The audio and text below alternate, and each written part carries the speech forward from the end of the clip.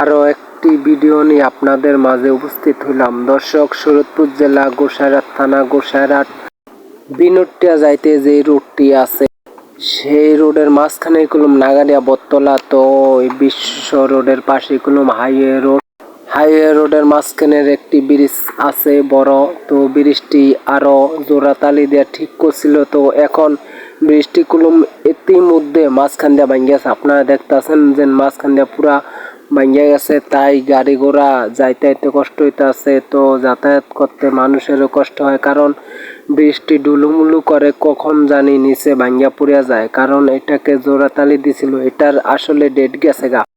এখন কলম ধানের সিজন, তো এই যে হাইওয়ে রোড দিয়া কলম গাড়ি ঘোড়া যাতায়াত করে। তো হাইওয়ে রোডের পাশে কলম বিশ্ব রোড, তো এই যে না বিশ্ব রোডের পাশে কলম হাইওয়ে রোড। তো আপনারা দেখতে পাচ্ছেন এটা হচ্ছে বিনোটিয়া যাওয়ার সেই হাইওয়ে রোড। তো হাইওয়ে রোডের কলম পাশে কলম সেই বিশ্ব রোডের এই কলম একটি ব্রিজ। তো ইতিমধ্যে ভাঙ্গা আছে, কারণ এটা আতাউতা কিচ্ছু নেই, কারণ এটার মেদ গেছে গা। আসলে মেদ যাওয়ার পরে যখন ফাটল ধরে তখন কলম এটাকে জোড়াতালি দিয়ে কোনো রকম থুয়া দেয়। তারপরে জোড়াতালির পরে মানুষজন যাইতে আইতে গাড়ি ঘোড়া প্রচুর যায়, ডেলি মোটরসাইকেল ভ্যান এগুলা যাওয়া আসা করে। তো এখন ধানের সিজন, তাই ধানের পূজা নিতে পারতাছে না গাড়ি ঘোড়া।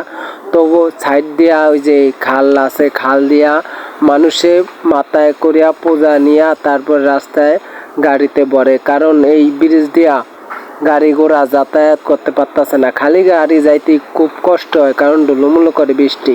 তো মালামাল নিয়ে যাইতে পারতাছে না। তো আমি নতুন সরকারের কাছে আবেদন করতেছি যে আপনার কাছে রিকোয়েস্ট থাকবো অনেক, আপনি যেন এই বৃষ্টি তাড়াতাড়ি দূরত্ব করিয়া দেন। তো এই ছিল আমার কাছে সর্বশেষ পাওয়া খবরাখবর।